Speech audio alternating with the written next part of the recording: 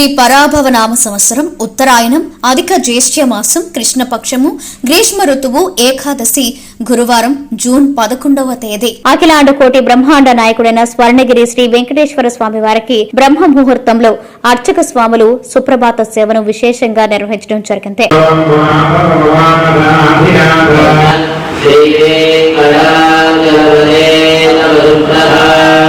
స్వర్ణగిరి శ్రీ వెంకటేశ్వర స్వామి వారి దివ్య క్షేత్రంలో ఈ రోజు ఏకాదశిని పురస్కరించుకుని శ్రీ వెంకటేశ్వర స్వామి వారికి ప్రాతకాలంలో అర్చక స్వాములు నవకలస పంచామృత అభిషేకాన్ని నిర్వహించారు.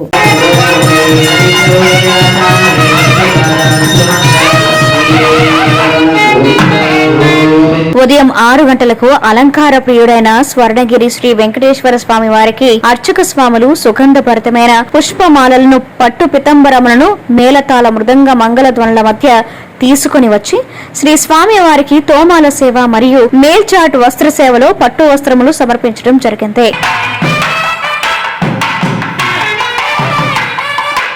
కలియుగ ప్రత్యక్ష దైవమైన స్వర్ణగిరి శ్రీ వెంకటేశ్వర స్వామి వారి దివ్యక్షేత్రంలో సకల ప్రాణికోటికి ఆహార కొరత లేకుండా ఉండడం స్వామివారికి జరిపే అన్నకూటోత్సవాన్ని తిరుప్పావడ అంటారు. ప్రతి గురువారం నైవేద్య సమయంలో తిరుప్పావడ జరుగుతుంది.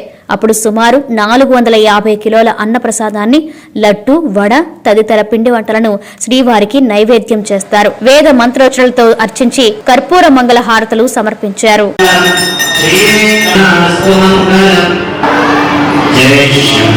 ఉదయం 10:30 జగదేక చక్రవర్తి అయిన శ్రీ పద్మావతి గోదాదేవి సమేత శ్రీ వెంకటేశ్వర స్వామి వారికి పట్టు పితాంబరాలు ధరింపచేసి నవరత్న ఖచ్చిత స్వర్ణాభరణాలతో పరిమళ భరత పుష్ప మాలలతో అలంకరించి శ్రీ స్వామివారి నిత్య కళ్యాణ మహోత్సవాన్ని అర్చక స్వాములు అంగరంగ వైభవంగా నిర్వహించారు. భక్తులు శ్రీవారి కళ్యాణ మహోత్సవాన్ని కన్నుల పండుగగా తిలకించారు. సత్యాదిలోక సప్తకానాం నవదుర్గాన్ మహాకాళీ నమః బ్రహ్మ విష్ణు లోకరక్షణ హేతునా కంఠే భద్రామి శుభగే సృజో మే కామః సమృద్ధ్యతాం గోవిందా.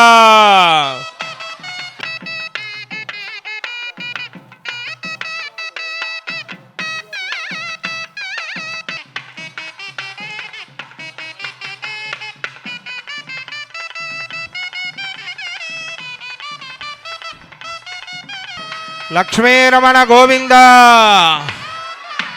రమారమణ గోవింద. ప్రతిరోజు స్వర్ణగిరి దివ్యక్షేత్రంలో అఖిలాండ కోటి బ్రహ్మాండ నాయకుడి అన్నప్రసాద వితరణలో భాగంగా ఈ రోజు సుమారు 5,000 మందికి పైగా భక్తులు నిత్యాన్న ప్రసాదాన్ని స్వీకరించారు.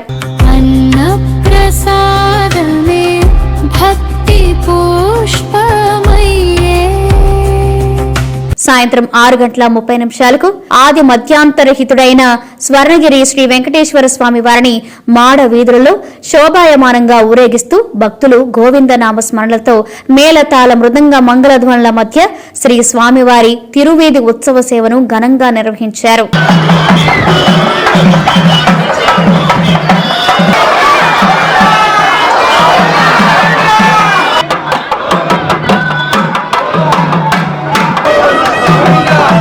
తిరువేది ఉత్సవ సేవ అనంతరం శ్రీ వెంకటేశ్వర స్వామి వారు దేదీప్యమానంగా వెలుగుతున్న సహస్ర దీప కాంతుల మధ్య ఊయలలో ఆసీనులై భక్తులకు దర్శనమిచ్చారు. అర్చక స్వాములు వేద మంత్రోచ్చరణలతో శ్రీ స్వామివారిని ఆర్చించి కర్పూర మంగళ హారతులు సమర్పించారు. భక్తులు నయనానందకరంగా శ్రీవారిని దర్శించుకున్నారు.